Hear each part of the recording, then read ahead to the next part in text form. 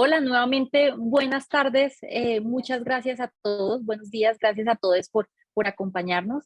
Eh, Pedimos disculpas por los problemas técnicos que estamos teniendo, que estábamos presentando con el audio de nuestra transmisión. Bienvenidos a todos los que se están conectando. Este es el lanzamiento del primer informe de la misión de observación electoral sobre el cumplimiento y el protocolo del voto trans en Colombia. Esta es una labor realizada gracias y pues en compañía con la Fundación Grupo de Acción y Apoyo a Personas Trans, más conocido como GAD y Caribe Formativo. Sin ustedes, pues no hubiese sido posible hacer este trabajo tan importante y que se realizó por primera vez en Colombia y en Latinoamérica. Muchísimas gracias a todos por acompañarnos en nuestro canal de YouTube, @MOE Colombia Comunicaciones MOE. Muchísimas gracias por acompañarnos. Viene con nosotros entonces Aleli Chaparro. Aleli hace parte del componente de género y es una de las grandes adquisiciones que hicimos hace poco. Aleli es estudiante de último semestre de Derecho de la Universidad del Rosario y es una de las primeras personas en Colombia que presentó una tutela que concede el reconocimiento de su identidad de género como una persona no binaria. Él es investigador del Observatorio de Género en la MOE y todos los días aprendemos más a cómo comunicarnos de forma correcta con la población trans. Muchísimas gracias, Aleli, por estar con nosotros, con nosotros. Vale, sí, muchas gracias. Entonces, como les decía, digamos que pues, mi nombre es Aleli, he estado a cargo más que todo de coordinar todos los asuntos de logística con respecto al cumplimiento, con respecto al proceso de observación y la misión de observación que realizamos con personas trans ahorita. Esta observación fue la primera vez que la realizamos en Colombia, ya que era la primera vez que se implementaba el protocolo en las elecciones de Colombia. Vamos a volver a hacerlo, pero solo les puedo contar ahorita y la idea es ahorita presentarles como más o menos cuáles fueron los rasgos más grandes del informe del protocolo de voto trans. Lau, ¿me podrías ayudar, por favor, presentando? Entonces, como les decía, el protocolo precisamente es la primera vez que lo realizamos en Colombia, por eso es que consideramos que es súper importante hacer una labor de observación, no solamente ahora, sino mantenerlos a través digamos que los primeros años del protocolo, ya que sin ello no podemos estar como dejando claro cuáles partes del protocolo se están cumpliendo y cuáles partes no se están cumpliendo o se pueden mejorar. El protocolo de voto trans en Colombia, como dice acá, fue por una creación conjunta. ¿Y a qué me refiero con eso? Y es, claramente fue expedido por el Consejo Nacional Electoral, pero este fue creado por iniciativa directa de la MOE, la Fundación GAT y Caribe Afirmativo, que conjuntamente solicitaron al Consejo Nacional Electoral que emitiera un protocolo de voto trans. Esto fue todo un trabajo como digamos, de incentivo y de preparación dentro de las tres organizaciones, desde el cual se logró la expedición de esta resolución. La resolución es, como decía Alejandra, la 3480 del 2020, pueden averiguar sobre ella en cualquier momento, y digamos que incluye múltiples medidas y acciones que buscan aumentar los niveles de garantía para el acceso al voto para las personas trans dentro de Colombia. Me dicen que se sigue sin escuchar. ¿Hay algún problema? ¿Puedo seguir? Vale. No, sí, vamos con YouTube, no Listo. te preocupes. Listo. Y en ese sentido, digamos que incluye múltiples acciones. Entre esas, las principales son 6. Primero, que las diferencias entre el documento de identidad de una persona y su identidad de género o apariencia o expresión de género no debería limitar el voto de ninguna manera. Digamos que esto era una de las principales causas por las cuales múltiples personas trans, no solamente ahora mismo, sino todavía siguen teniendo bastantes precauciones al momento de votar, porque sienten que si van con un documento que no está actualizado con respecto a cómo se ven o cómo se identifican, simplemente les van a decir que no pueden votar. Siguiendo, también existe la posibilidad para que las personas trans puedan elegir cuál es la fila de ingreso al puesto de votación. Eso implica que hay algunos puestos de votación dentro de Colombia que tienen filas de ingreso según el sexo, es decir, acaban hombres, acaban mujeres, y en ese sentido eso pone retos para las personas trans, ya que pues normalmente pueden elegir la que deberían poder elegir cualquiera, pero pone retos para personas no binarias que pues tienen que elegir cuál de las dos filas utilizar o otro múltiple cosas, y el protocolo establece que la decisión de la persona trans y el consentimiento de las personas trans es lo que se debería priorizar.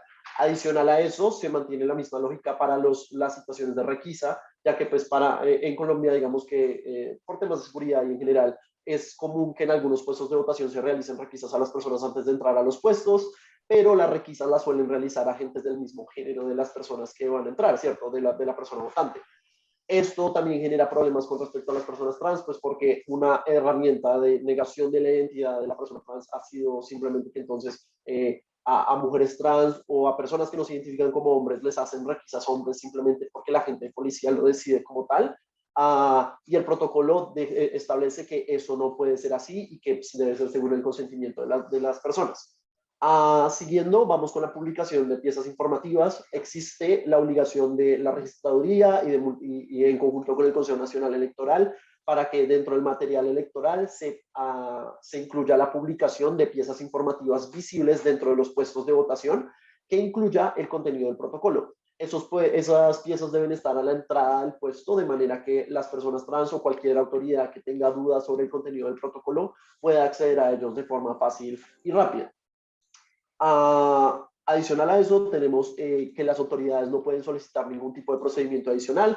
Tanto en Colombia como en Latinoamérica ha sido consistente que múltiples autoridades buscan a veces como excusa para negar el reconocimiento de identidades trans, el hecho de que se deben traer, digamos que, causales adicionales o procedimientos adicionales o requisitos adicionales que prueben que la persona es trans o no es trans o lo que sea. Y esa clase de cosas están totalmente prohibidas, no solamente por la ley en general, sino en específico también por el protocolo de voto trans al momento de votar. Digamos que en los últimos puntos tenemos asuntos de conocimiento de las autoridades y de capacitación de las autoridades, y es sobre cómo fuerza pública, que son miembros de la policía o miembros del ejército, delegados de la registraduría y jurados de votación, deben recibir capacitación sobre el contenido del protocolo trans y en específico sobre los deberes que tienen cada una de estas autoridades con respecto al cumplimiento del protocolo. Por ejemplo, como les decía, frente a los asuntos de ingreso, los asuntos de requisa, se debería capacitar a la fuerza pública con respecto a que tienen esa obligación al momento de interactuar con personas votantes de experiencia de vida trans. Y adicional a eso, digamos que tomando en cuenta que las mesas de justicia en Colombia, que son las que tramitan o reciben cualquier tipo de queja que pueda suceder dentro del puesto de votación, de irregularidades o incumplimientos o de violaciones de derechos, estas mesas de justicia tienen múltiples tipos de funcionarios de múltiples tipos de organizaciones, como pueden ser defensoría o fiscalía o personería o un montón de organizaciones dentro de Colombia, Procuraduría también, deben tener un proceso de queja establecido específicamente para poder recibir quejas de personas trans. Esta obligación dentro del protocolo también establece que deben tener una ruta, como una ruta de explicación establecida para la persona trans, es decir, que si alguien trans viene a la mesa de justicia en el día de la votación y dice, hola, acabo de sufrir un acto de discriminación, quisiera saber cómo es el proceso de queja, haya una forma fácil y clara para poderles explicar cómo funciona el proceso de queja en Colombia con respecto a casos de discriminación contra personas trans dentro de los puestos de votación. Estas son, digamos que, las medidas y acciones más importantes dentro del protocolo de voto trans y podemos seguir si quieres, Laura. Entonces, precisamente con respecto a esas medidas, era importante realizar una labor de observación. Para realizar la labor de observación hicimos una convocatoria abierta que enviamos a múltiples organizaciones trans en todo el país con la ayuda precisamente de información que nos proveyó la Fundación GAT y Caribe Afirmativo para podernos comunicar directamente y compartirles la convocatoria y hacerles una explicación de cuál era más o menos la idea que teníamos para el protocolo, para la misión de observación del protocolo de voto trans. Tuvimos participación en múltiples regiones, digamos que tuvimos una inscripción bastante grande, pero las personas que fueron capacitadas y que ejercieron efectivamente labores de observación en ese día fueron 40 personas observadoras en 19 municipios. Tuvimos participación en Nariño, en Caquetá, en Arauca, en Norte de Santander, en Cesar, en Magdalena y en Atlántico. Adicional a eso de Antioquia y Bogotá, que tuvimos, digamos que la mayor parte, la cantidad más grande de personas haciendo labores de observación. En Antioquia fue bastante específico porque tuvimos, digamos que, participación de múltiples municipios, como fue, digamos que, toda la zona metropolitana de Medellín y adicional a eso Nechi, Caucasia, Apartado y Chigorodó. Intentamos como generar como la mayor tipo de conexión con todas las regiones del país, pero ha sido bastante difícil. Igual para las próximas elecciones que también planeamos hacer una labor de observación, planeamos como llegar a muchas más regiones que también son importantes, pues porque hay personas trans dentro de todas las regiones del país y todos los departamentos del país, y lo importante es que esas personas como mínimo accedan al conocimiento del protocolo y en el mejor de los casos puedan ser garantes de sus mismos derechos y de las personas trans dentro de sus municipios, participando como personas observadoras que revisan cualquier tipo de irregularidad con respecto al cumplimiento del protocolo. Eso con respecto al mapa de aplicación de la misión de observación electoral. Podemos seguirla. Vale. Precisamente como sabíamos que esto era una labor diferente a las otras labores de observación que hemos realizado, ya que la MUE tiene un sistema muy claro de, digamos que tener formularios ya preestablecidos para personas observadoras que revisan cualquier tipo de irregularidad dentro de los puestos de votación.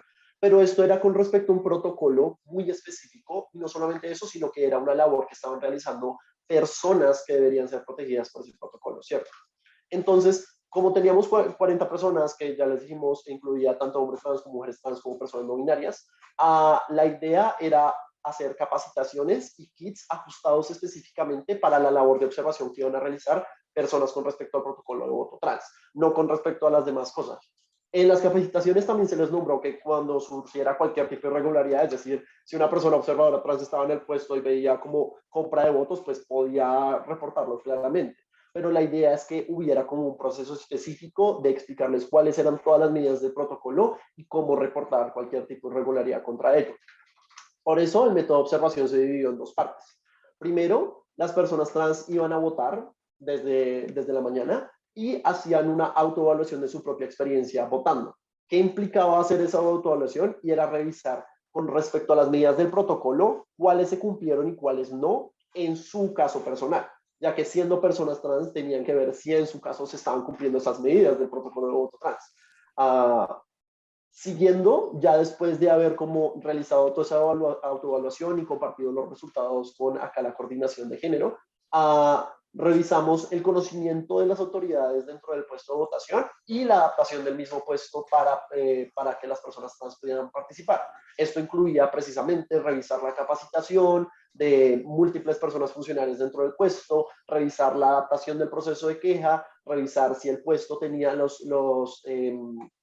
las piezas informativas sobre el contenido del protocolo y en general tener como toda la información con respecto al cumplimiento del protocolo. Esto fue lo que realizamos con respecto a la primera vez. Vamos a realizarlo en ese mismo, digamos que en esa misma metodología bipartita para la próxima oportunidad, porque consideramos que fue bastante positivo separar por un lado su experiencia y por el otro lado cómo era la interacción al preguntarle a las autoridades. Y fue bastante positivo en términos de claridad del proceso claridad en el proceso de observación. Podemos seguir, Lau. Vale, y con respecto como al cuerpo y al hueso del asunto, vamos con respecto a los resultados de la labor de observación. Precisamente esto tiene relación con las medidas que les establecimos al inicio, y es, pues primero, con respecto al hecho de que el documento tenga una diferencia con respecto a la identidad o la apariencia de la persona. Los resultados fue que ninguna persona observadora se le limitó el derecho al voto por diferencias con su documento. Digamos que eso fue algo importante, y es que todas las 40 personas observadoras trans que tuvimos pudieron ir a votar, o sea, pudieron participar votando, ¿cierto?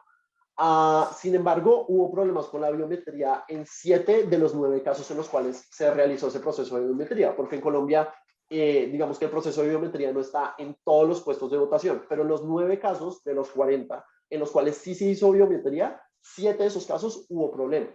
¿Qué problemas habían? Y era que la información que aparecía dentro de la base de datos como el dispositivo de biometría no reconocía la información o era distinta a la información que tenía la persona trans, no solamente en su identidad de género o en su expresión de género, sino también en su mismo documento. que incluso si estaba corregido, muchas veces habían problemas de que esa información no estaba corregida dentro de la base de datos de la biometría. Eso es importante porque se indicaba que en la gran mayoría de los casos la base de datos de la registraduría con respecto a la biometría en específico está desactualizada para los cambios que hacen las personas trans de sus documentos. Y eso implica una limitación de que las personas trans que van a un puesto de votación y hay biometría, pues lleguen a tener otro obstáculo si esa base de datos no se ha actualizado, o es más probable que no se haya actualizado o que sí se haya actualizado la información. Eso con respecto a las diferencias en documentos y la identidad o expresión de género de la persona. Con respecto al ingreso y con respecto a las requisas, digamos que tuvimos tres casos de los 40, en los cuales las personas trans no pudieron ubicarse en la fila de ingreso deseada. Claramente, como les decía, digamos que en los puestos de votación no todos tienen filas separadas por sexo, pero es importante identificar que hubo casos en los cuales a las personas trans, incluso si se deseaban poner en una fila, les dijeron que se tenían que poner en otra, ¿cierto? Y en ese sentido se está incumpliendo el protocolo en esos casos en específico. Adicional a eso, en un 47% de las requisas que fueron realizadas, cuando se hizo una requisa a las personas trans, esta no fue realizada, digamos que en las mejores condiciones. Primero, porque no se la realizó un agente de policía de género correcto, del género como del mismo género de la persona, o porque no fue del género indicado por la persona. ¿Por qué? Porque es que la garantía dentro del protocolo es bastante específica en decir, las personas trans tienen el derecho a que realizárseles una requisa, normalmente se las haga una persona de su mismo género. Pero también existe la posibilidad de que si a la persona trans no se siente cómoda con que se lo haga una persona de su propio género, por ejemplo, que haya un hombre trans que no se siente cómodo con que se le realice la requisa un hombre agente de la policía, pueda solicitar que lo haga una mujer agente de la policía. Creo que ahí tapaste, Lau. Pero el punto es que precisamente en un 47% de estos casos no se cumplió esa garantía, no se cumplió que las personas trans bajo su consentimiento pudieran decidir quién le realizaba la requisa. Luego, con respecto a las piezas informativas que debían ser publicadas, digamos que en un 66% de todos los puestos observados por la MOE no se encontró material informativo sobre el contenido del protocolo. Esto es importante porque esto en específico no fue algo solamente realizado por las personas trans, sino que fue realizado por personas observadoras trans y por todas las personas. Porque la pregunta dentro del formulario que establece como ¿encontró piezas informativas sobre el protocolo de voto trans? Es algo que se le pregunta a todas las personas observadoras. Eso quiere decir que todas las personas que tuvimos como participando, la participación masiva de despliegue de la MOE en todo el país, en un 66% de todos esos puestos no había ninguna pieza informativa. Ahora, que la pieza informativa también tiene que ser revisada, porque la pieza informativa que se encontró era solamente un QR y consideramos que eso es como, esto genera también bastantes obstáculos en términos de cumplimiento de esta medida, porque un QR requiere que la persona no solamente tenga un celular, sino que tenga un celular que pueda identificar QR y tenga un celular que pueda identificar QR y tenga internet en ese momento. Y adicionalmente, existe claramente, normalmente la directiva, que dentro de un puesto de votación yo no puedo utilizar el celular. Entonces creemos que un QR tiene bastantes problemas con respecto al cumplimiento de que las personas puedan acercarse, sacar su celular, tomar una foto y revisar cuál es el contenido del protocolo de voto trans, si requiere todos esos requisitos para poder utilizar un QR. Pero adicional a eso, que encontramos un caso en el cual digamos que acá aparece irregularidad, pero no fue tanto una irregularidad, fue más como un cumplimiento tardío. ¿Qué fue lo que sucedió? Y fue que en un puesto de votación en Caquetá, la persona trans al llegar a observar, entró y vio que no había ninguna pieza informativa sobre el protocolo de voto trans. Entra, realiza todo su proceso de votación, como habíamos dicho al inicio, ¿no? Pues la metodología de observación indicaba que las personas debían primero votar y hacer una autoevaluación de su proceso de votación. Y después de realizar todo ese proceso, identificarse como, hola, yo soy una persona que soy observadora del protocolo de voto trans, vengo desde la MOE, vengo a revisar el cumplimiento del protocolo de voto trans y voy a votar. Después de realizar todo ese proceso, sale y ahí sí encontró la pieza informativa publicada, lo cual indica que publicaron solamente la pieza hasta que se dieron cuenta que había una persona pendiente de revisar el cumplimiento de esa medida. Eso implica que sí hay como un tema de, entonces, no sabemos si en todos los puestos en los cuales no hay una persona observadora o no haya una persona observadora trans, entonces no se va a publicar esa clase de piezas, genera como esa duda porque hubo ese caso de problema.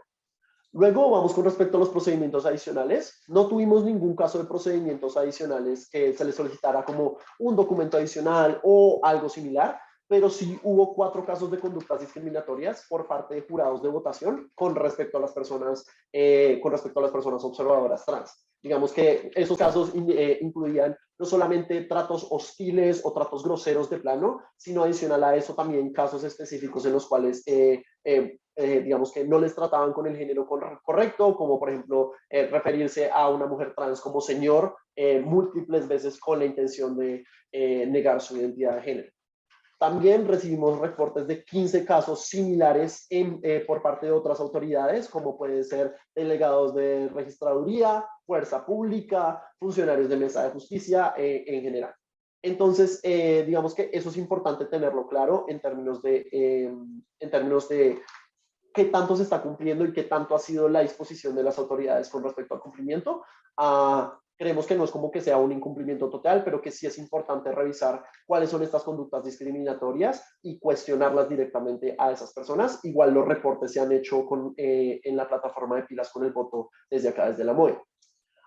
Luego, con respecto a la capacitación de las personas funcionarias dentro del puesto de votación, encontramos que múltiples autoridades indicaron que sí lo conocían. En este caso fue un 66% de todas las personas jurados de votación, un 60% de las personas delegadas de la registraduría y un 56% de las personas que ejercieron labores de testigos electorales.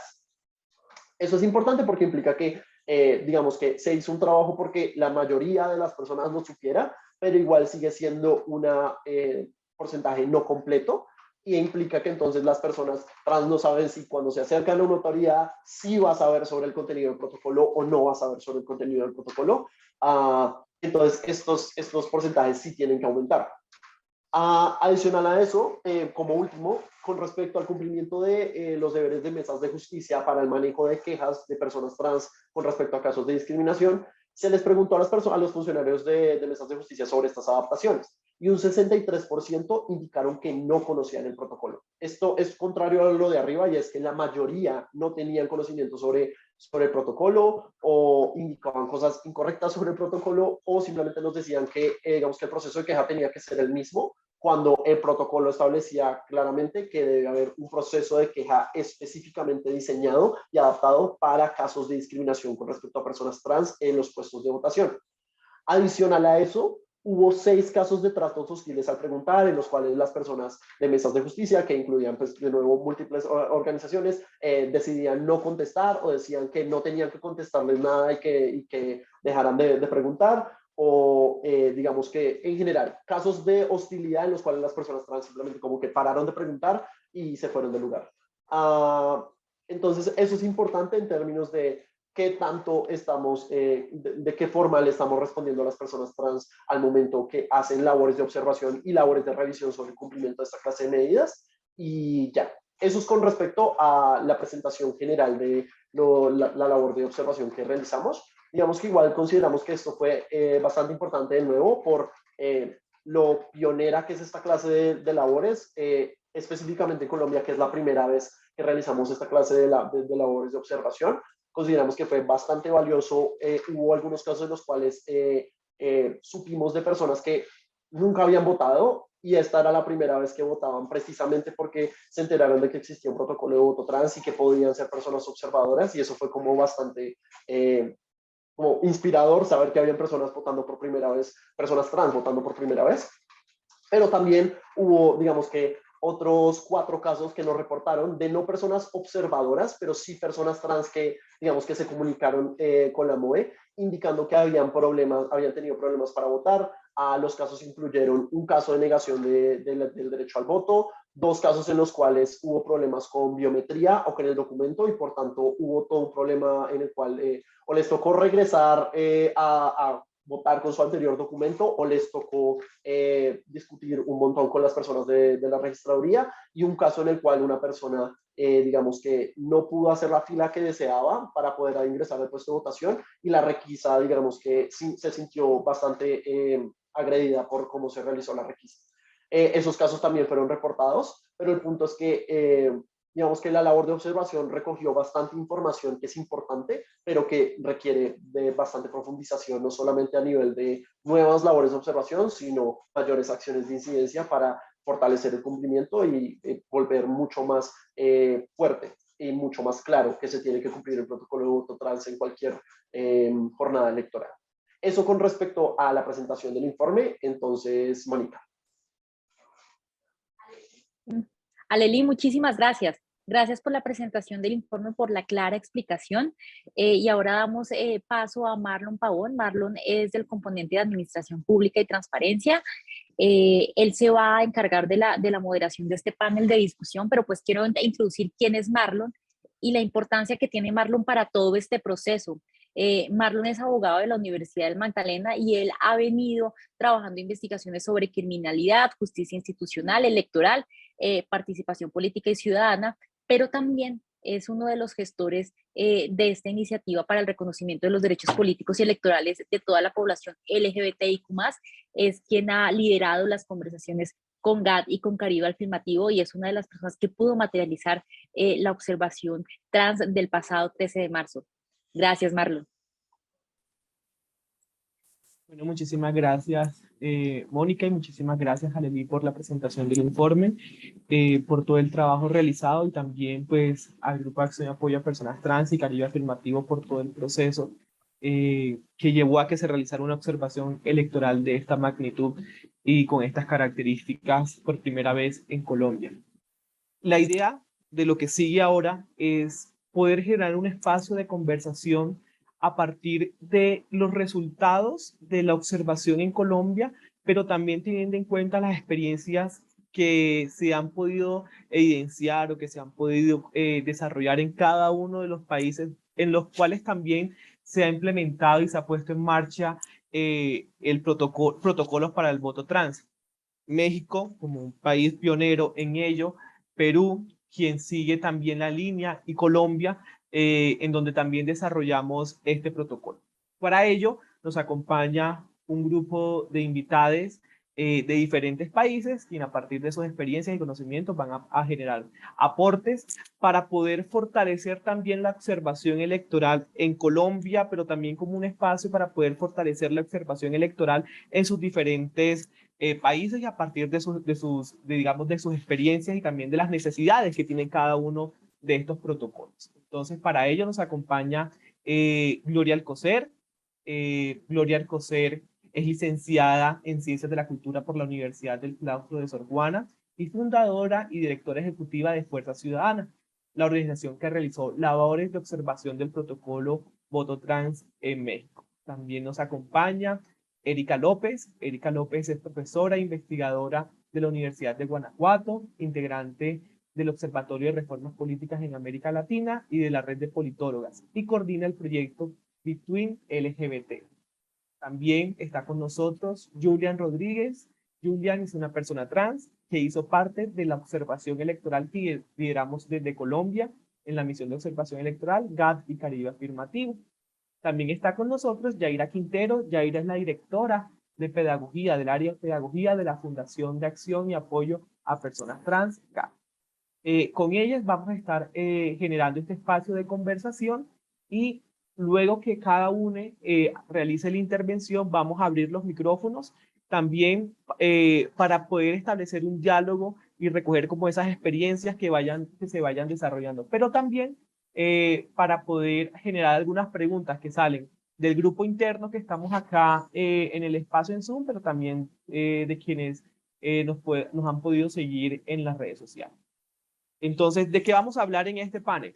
Como les decía, un poco discutir sobre cómo se llevó a cabo los procesos de observación, de implementación y de seguimiento en cada uno de sus países desde el desarrollo del mismo, pero también a partir de algunas preguntas sobre cómo ha sido la aplicación de ese protocolo, cómo se debería fortalecer un proceso de observación tanto para países como Colombia como para el suyo, en los cuales tenemos representación de México, Perú y Colombia.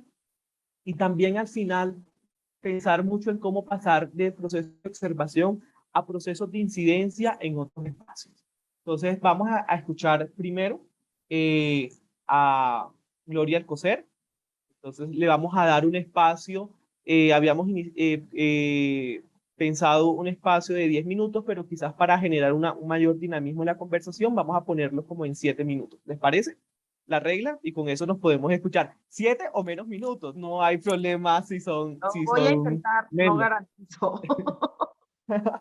Tranquila, Gloria. Entonces tienes los micrófonos.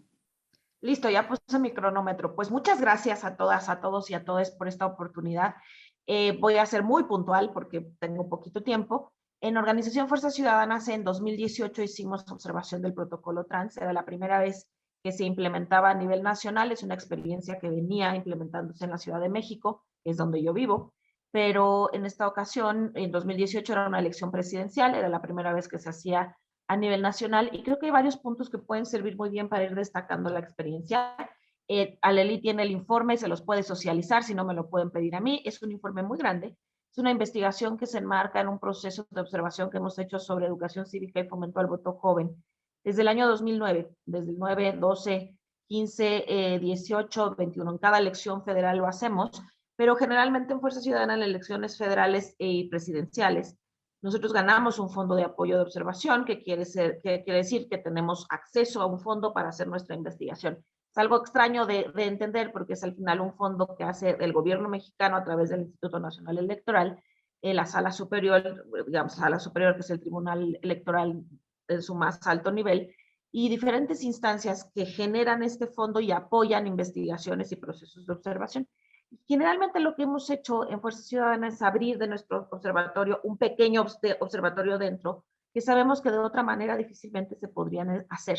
En 2012 lo hicimos de personas jóvenes con discapacidad y en 2018 decidimos hacerlo sobre protocolo trans con la organización Espacio Progresista y encabezada por Aurelien Guilabert, que en esta ocasión no pudo estar, pero que está contentísimo de que esto se haga y al servicio de ustedes para platicarles, porque él es quien coordina la investigación junto conmigo. ¿Qué es lo que hicimos? Pues primero hicimos un informe, les digo, muy grande, a ver si alcanzan a ver, porque en lo que comparto pantalla, se hicieron, por ejemplo, infografías, ¿no? Estas, hay muchas, pero se hacen infografías para explicarle a las personas que llegaran a ver nuestro informe de qué se trataba nuestra investigación en cuanto a protocolo trans. Y lo primero que les podría compartir es que el protocolo no es solamente un tema electoral, es un tema de derechos humanos y es un tema que pone en la mesa de millones de personas que, por ejemplo, lo que ustedes llaman, aquí lo anoté, jurado de votación, nosotros le decimos funcionario, funcionaria electoral, que son las personas que están recibiendo los votos. Fueron más o menos 1,5 millones de personas las que recibieron capacitación sobre el protocolo trans. ¿Qué quiere decir esto? 1,5 millones de personas, un poco más, en sus mesas hablaron sobre lo que son las personas trans, cuáles son sus derechos. Ese segundo nivel o dimensión del impacto del protocolo trans, hay que mirarlo y hay que entenderlo. Porque esto en una entrevista con el consejero presidente del Instituto Nacional Electoral, Lorenzo Córdoba, nos decía, aparte de tener un derecho electoral ciudadano identificado como el derecho al voto a las personas trans, estamos colocando un tema en la mesa, estamos colocando una conversación, estamos haciendo visibles a una población históricamente invisibilizada. Entonces, esa es la otra gran dimensión del protocolo, lo que puede lograr más allá de solamente un punto electoral, porque muchas veces eso es lo que miramos. En México, como en muchos de nuestros países, se forman electores, no ciudadanía. Entonces, ahí es cuando hay que entender estas otras dimensiones. Ustedes hablaban, por ejemplo, de carteles informativos. Yo les hago una pequeña numeralia de lo que hubo en México en 2018. De carteles informativos sobre el protocolo trans, 164,000. Ubiquen que México es enorme, es un país muy grande. Trípticos informativos para funcionarias y funcionarios de casilla, 216,000. Eso es lo que manda el Instituto Nacional Electoral a hacer para que la gente lo tuviera. Trípticos informativos en general, 49,700 ejemplares. Y protocolo de actuación, ¿esto qué era? Lo que tenía la gente en su casilla al votar, los presidentes, funcionarios y funcionarios de casilla, que eran 450 ejemplares. ¿Qué es lo que encontramos? El día de la jornada electoral, el equipo de Fuerza Ciudadana salimos a nivel, sobre todo Ciudad de México, Estado de México, a ver si realmente al día de la jornada había o no funcionado el protocolo y si lo habían respetado. Lo que vimos es que sí, generalmente veías, tú entrabas a la casilla y había un cartel enorme que decía protocolo trans, qué hacer, pero creo que aquí me gastaré mis últimos minutos en esto. Hay que reforzar mucho la capacitación a funcionarias y funcionarios de casilla, pero hay que también que entender que esto es un tema de cultura política, de derechos humanos. No podemos esperar que la gente llegue y diga, claro, el protocolo trans y votar, cuando no está incorporado en su cotidianidad. Esto es un tema de educación cívica, de cultura cívica, de derechos. Por eso es donde decimos, hay que reforzarlo, hay que trabajarlo todo el tiempo, sea o no proceso electoral. Porque si solamente nos esperamos a que sea un proceso electoral, ¿qué pasa? Que entonces será cada 3 años en el caso de México a nivel federal. En estas elecciones tenemos, en este año, perdón, 6 elecciones locales. En este país siempre hay elecciones, eso también hay que entender. Entonces, lo que yo les quiero compartir es eso, es esta idea de cómo vamos mirando a las personas trans como sujetas de derechos permanentes, no solo por su voto. ¿Y qué tal el derecho a ser votadas? Ese es otro tema también que hay que entender y hay que empezar a trabajar, pero que si no empezamos justo a sacar estos discursos de odio, de discriminación, que pues yo me quedé en que eran de la derecha. Ahora encontramos feminismos antiderechos que lo están haciendo y que hay que decirlo y decirlo claro. Y estamos en contra y en nuestra organización y yo en lo personal tenemos una cruzada para pelear por eso. Y es por ello que estamos todo el tiempo reforzando esta idea de las alianzas. Pero yo como mujer cis, feminista o no, no creo que podría dar, Alejandra lo dijo muy bien, nosotras podemos dar nuestra sensibilidad, todo, pero si no promovemos estos ejercicios entre las poblaciones objetivo, ¿qué quiere decir? Dentro de las poblaciones trans, nos estamos quedando a la mitad. También hay que invitar a estas poblaciones y nosotros, escuchar. Eso creo que es la parte fundamental y desde ahí partir desde estrategias, no al revés, no hacerlas nosotros. En el caso de Fuerza Ciudadana solo tuvimos una observadora mujer trans, la primera registrada, por cierto. Eso también es bien importante decirlo. Daniela Cerón, y Daniela fue la que nos fue diciendo, míralo por aquí, entrale, vayan a nuestra página, ahorita se las doy, ahí están los informes, ahí está está una narración del día de la jornada, pero sobre todo yo cerraría con esto, diciéndoles que el protocolo trans tiene que ser una experiencia de cultura ciudadana, de cultura cívica. Y otra cosa, que no haya incidentes, no quiere decir, o sea, no haya incidentes reportados, no quiere decir que no los haya. Muchas veces lo que quiere decir es que no se sabe reportar, o las personas trans no saben dónde hacerlo, o simplemente no se animan. Entonces, esa burbuja hay que tener mucho cuidado. El que no haya, no quiere decir, no haya reportes, no quiere decir que no hubiera. Y por eso hay que hacer un seguimiento tan puntual de las personas que estuvieron ahí. Yo en verdad les felicito, me encantó, lo vi, una cosa concreta, sencilla, fácil de entender. Yo creo que esto puede ir sumando y como decimos en México y como lo dice una querida amiga que ustedes seguramente ubicarán, Flavia Freidenberg, nosotras solo sumamos. Y esa es la idea, pero sean ustedes, personas trans, quienes encabecen esta lucha y nosotros estaremos ahí para sumar, para dar nuestros insumos. Pero ustedes son quienes llevan la voz cantante y muchas gracias por este espacio, Alejandra, como siempre un placer.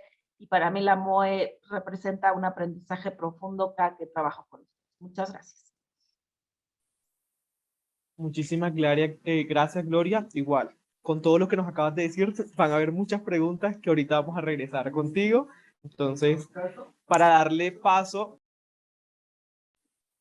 a la siguiente persona que nos va a contar un poco de su experiencia, nos acompaña Santiago Balvin. Santiago Balvin es de Perú y Santiago Balvin hace parte de la organización Rosa Rabiosa. Santiago. Hola, buenos días a todas, todos y todes. Agradezco la invitación. Y bueno, yo voy a explicar un poco de cómo fue el proceso de voto trans acá en Perú. De hecho, comenzó con una denuncia de una compañera trans que estaba yendo a las capacitaciones para miembros de mesa, presidentes de mesa, y que en estas capacitaciones se estaba hablando de que podrían como limitar el derecho al voto de personas trans, ¿no? Solamente por el hecho de que su DNI no les represente, ¿no? Y de hecho nos juntamos y en ese momento la colectiva tenía el nombre de colectiva llamada como No Tengo Miedo, y nos juntamos entre dos organizaciones trans y No Tengo Miedo para poder hacer este informe, ¿no? Y que este informe o esta observación sobre el voto trans de las personas como evidencie de que, y también como denuncie, si es que en algún momento se limita el voto hacia personas trans. Para este tiempo, que era el 2016, no existía un protocolo de voto trans, y de hecho, este proceso de informe implicó y generó la incidencia para que exista un protocolo, ¿no? Pero todavía como si esto inició el 2016, el hecho de que se creara un protocolo de voto trans en Perú fue todavía en el 2020, ¿no? Se esperaron todavía 3 procesos de comicios de comicios electorales para que hubiera un protocolo, ¿no? Y ahora, ¿cuáles eran las problemáticas dentro de este protocolo? Creo que varios de los retos hasta ahora fueron que se haya realizado este protocolo poco tiempo antes de las elecciones. De hecho, las elecciones pasadas fueron en abril. Entonces, la OMPE, que es este organismo institucional, llamó a otras organizaciones trans para realizar este protocolo, ¿no? Pero a raíz de lo que ya se tenía como denuncia de los otros informes de voto trans. Entonces, se hizo toda una construcción de este protocolo desde las organizaciones trans en conjunto con la OMPE, pero el tema fue de que, como dije y como mencioné, la aplicación como no se dio totalmente porque salió un mes antes de las votaciones, y por otro lado, que no se tuvo tiempo para para las capacitaciones tanto a funcionarios, pero también a las personas que eran miembros de mesa o presidentes de mesa, ¿no? Esto ha sido problemático porque en algunos momentos en los que hemos ido a votar, como habían personas que seguían llamándote por el nombre, ¿no? Por el nombre que aparecía en el DNI. Entonces, y el protocolo de voto trans de Perú menciona que se debe llamar por el apellido. Entonces, esto no estaba funcionando justamente porque las capacitaciones no se dieron a tiempo. Y creo que es uno de los mayores retos el hecho de que esta institución pueda comprometerse a que las capacitaciones se den a miembros y presidentes de mesa, puesto que existe todo un tema de presupuestos, ¿no? Para poder lograr que una política se efectivice. Entonces, en ese sentido, serían que personas trans hicieran estas capacitaciones y que al final, como en el proceso, se vea si estas capacitaciones están funcionando o no. Pero como digo, hay todo un tema de aplicación de la política, puesto que este protocolo de voto trans aún como que está en papel, y muchas veces creo que la política en nuestros países se queda solo en papel y no se queda en aplicación de la política.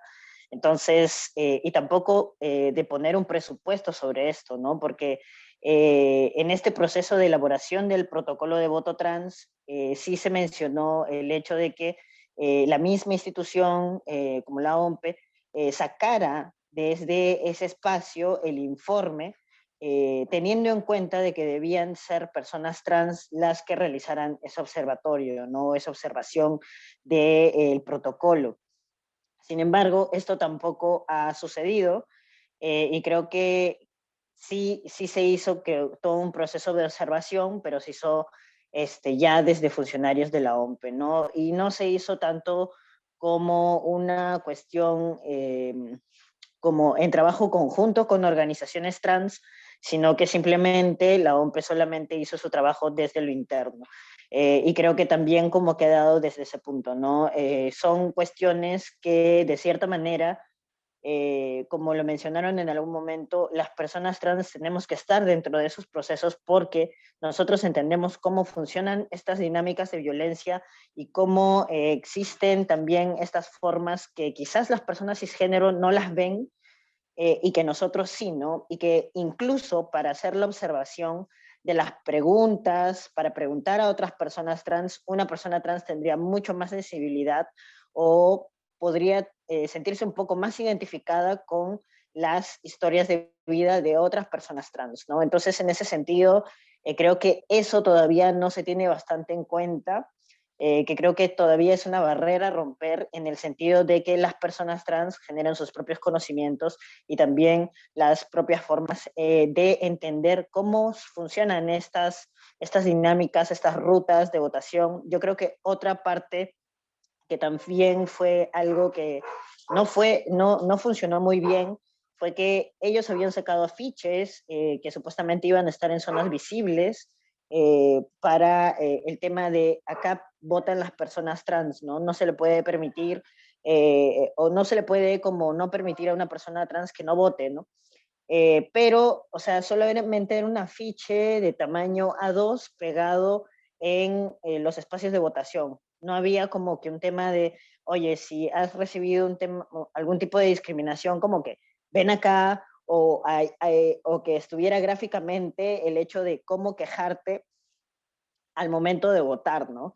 Creo que no hubieron como que cuestiones así como mucho más de una gráfica simple, de algo que te muestre una ruta, de algo que te diga, oye, mi derecho al voto sí va a estar garantizado, ¿no? De hecho, creo que ha sido incluso mucho más trabajo de las organizaciones de sociedad civil trans, quienes difundieron el hecho de la existencia de estos afiches y de que sí tenías que como hacer respetar tu derecho al voto. Pero esto era de personas trans hacia personas trans, ¿no? Y creo que el trabajo en sí no debe ser solamente de las organizaciones de sociedad civil, porque creo que siempre hacemos ese trabajo de estar informando y todo, pero creo que es también una responsabilidad del Estado realizar este tipo de acciones, ¿no? Que no están funcionando, que todavía se presentan como retos para nosotros en ese sentido. Y creo que el nivel de información que se debe dar hacia la comunidad o las personas trans es también ínfimo, ¿no? En este proceso que hubo de votación. De hecho, no se pudo realizar un informe de observatorio del protocolo, puesto, como mencioné, que este protocolo se dio en poco tiempo y no tuvimos como que el tiempo de poder organizarnos para sacar un informe desde la sociedad civil, pero sí como pretendemos que este año, que van a haber comicios municipales, sí pretendemos el poder hacer como un informe sobre el protocolo de voto trans aquí en Perú, ¿no? Creo que hasta aquí como esas menciones, y de Bueno, hecho como que concuerdo en otras cuestiones como el tema de los funcionarios tampoco tenían mucha idea de lo que existía, o sea, simplemente por ver el afiche nada más, como le decían, ah, ya voto trans, pero ¿qué es eso, no? Y no se entendían tampoco mucho los colores, entonces creo que hay ciertas cuestiones que todavía como faltan bastante mejorar, pero sí creo que es un gran avance de que exista el protocolo, ¿no? Porque ya es una cuestión de, tengo un papel por a dónde decir que me puedo quejar sobre algún tipo de cuestión que me está pasando, discriminación que esté pasando, ¿no? El tema es que lo conozcan todas, todos y todes, muy aparte de las personas trans. Eso hasta ahí y gracias. claro que sí. Bueno, Santiago, muchísimas gracias por tu intervención. Igual como se lo dije a Gloria, ahorita vamos a retomar para hablar de varios puntos que van saliendo de esta conversación. Entonces, vamos a darle la palabra a la siguiente persona que nos acompaña el día de hoy, es Julian Rodríguez. Julian Rodríguez es una persona con experiencia de vida trans. Julian le conocimos a partir de todo el ejercicio de observación electoral que hizo en la misión de observación electoral en conjunto con GAP, con Caribe Afirmativo. Y de Julian quisiéramos también escuchar ¿Cómo fue su experiencia en este proceso de observación electoral y qué aprendizajes surgen de ese proceso de observación electoral y hacia dónde debemos avanzar? ¿Ya? Buenos días, me presento, soy Julian. Muchas gracias por invitarme. Para empezar, pues quiero agradecer por la creación y la implementación del protocolo de voto trans en Colombia, porque pues obviamente hacía mucha falta. En mi caso personal, pues sí, estaba como desde el año pasado, como con ese miedo de empezar a acercarme a votar y que hubiera este caso de discriminación o estas requisas que hace la policía que son incómodas. En las votaciones pasadas pues hice parte de la observación. En mi caso me fue muy bien. No sé si tenía que ver porque iba como en representación de la MOE y de resto pues la observación que hice pues estuvo muy bien.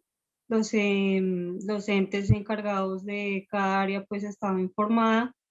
Lo malo es que pues no recordaban muy bien de qué trataba el protocolo. La mayoría me dijo como sí lo escuché, pero no me acuerdo. Entonces, estoy de acuerdo con lo que dicen mis compañeros Gloria y Santiago de que pues hay que hacer una capacitación fuerte con este tema. Ahorita que estamos en año de elecciones, pues sí presionar a la registraduría y a los entes encargados de las capacitaciones para que se revise bien cómo están enseñándolo y que si podemos hacer parte de las personas trans de hacer capacitaciones o al menos observarlas, estaría muy bien. Por otro lado, pues estoy muy de acuerdo con muchas cosas que dice Gloria en cuanto a los funcionarios y las capacitaciones, también de que las personas trans debemos hacer parte de esto. Invito a las personas que estén viendo esto que si son personas con experiencia de vida trans, pues que hagan parte de la observación y también de compartir la información del protocolo en sus redes, con sus familias, cuando tengan conversaciones con familia, amigos, de hacer saber este protocolo, porque, por ejemplo, acá en Colombia, pues, esta resolución se expidió en 2020, pero personalmente hasta este año lo conocí, hasta hace como unos 2 meses que publicaron en la página de la Fundación GAT que había un protocolo y que se iba a implementar. Entonces también pues hacer como la tarea de estudiarlo y publicarlo lo más que podamos. Igualmente pues presionar a la registraduría de que esto existe y de que haya información en todas partes. Como dice el informe del protocolo, pues habían muchos puestos de votación en los que no había información del protocolo. En mi puesto de votación no había nada de esto. Y bueno, pues eso es lo que opino, ¿no? De mi experiencia como tal y también de que necesitamos más personas a nivel Colombia, en todas partes, en todas las ciudades, en todos los municipios, al menos una persona que se ponga a revisar y a observar cómo estamos haciendo la implementación, que sí hacía mucha falta, como les digo, y también pues buscar personas que tengan mayor alcance, más que todo en redes sociales, que ahora se mueve todo así, para que nos ayuden a publicarlo y hacerlo más sonoro, hacer ruido con esto del protocolo, y así como decía Gloria, de que, que solo estamos los trans participando en votaciones electorales, sino que estamos en todas partes, hacemos parte en todo el movimiento del país, a nivel Latinoamérica. Y ya, no tengo más que opinar. Muchísimas gracias, Julian. Creo que a partir de tu mirada, de tu voz, de tu experiencia como persona observadora trans, nos invita también, nos llama a nosotros como personas que estamos como desarrollando todo este proceso de observación, que estamos como en los procesos de pedagogía, también nos pone un reto a nosotros para poder llegar a muchísimas más personas, pero a partir de lo que tú dices, de esa experiencia que tú nos logras transmitir, de lo que fue hacer la observación por primera vez, de ese impacto y esa construcción que también logró tener en tu vida y pues también a las personas que conoces a tu alrededor. Entonces, muchísimas gracias y contigo también vamos a regresar ahorita, así que no te me vayas. Siquiera para complementar la mirada de Colombia, vamos a hablar con Yaira. Yaira es directora del área de pedagogía y Yaira también está desde los inicios de todo este proceso de construcción, de implementación, pues ahora de observación del protocolo. Yaira, tienes la palabra. Buenos días a todos, todas y todes. Marlon, gracias por darme paso a esta intervención. Bueno, pues yo creo que todos y todas aquí y todas concordamos de pronto con algunas opiniones que nos atraviesan desde los territorios, tanto en Colombia como en Latinoamérica y también en países que se ha llevado a cabo el protocolo de voto trans. Y yo creo que uno de los retos que se presenta, y como lo mencionaba Gloria, y es que esto es como un tema de los procesos socioculturales que se tiene la sociedad y la cultura, en este caso en Colombia, porque considero que debemos que interiorizar estos temas, no solamente cuando se hablan en temas políticos, sino que también en espacios educativos donde se podría hablar sobre las experiencias de vida trans. Yo considero que eso es una oportunidad para que después las personas puedan comprender un poco más nuestras vidas. Siento que sí, crear un protocolo es importante para la garantía de nuestro derecho al voto, pero también siento que es como si las personas se sintieran obligadas, sí o sí, a comprender nuestras experiencias de vida en el ejercicio político. No solamente en el ejercicio político, sino también eh, hablo en general de nuestras experiencias de vida, de los espacios sociales, políticos, culturales, institucionales y demás. Bueno, hay un reto también, y es que yo siento que las organizaciones civiles estamos haciendo la tarea y las responsabilidades que se supone que debe tener las instituciones. Entonces, claro, a las instituciones no les atraviesa lo que nos atraviesa a nosotros, y por eso es que tenemos que hacer resistencia, creando todas esas acciones políticas, pero cuando las instituciones son las que crean esas acciones y las divulgan, no son acertadas. Entonces ahí es cuando entramos nosotras, las organizaciones sociales, a asesorar y acompañar esos procesos que debería ser, que no debería ser, y lo repito, que no debería ser una obligación, sino debería ser una manera más bien como de conciencia de las instituciones para poderlos accionar de una buena manera. ¿Qué pasa?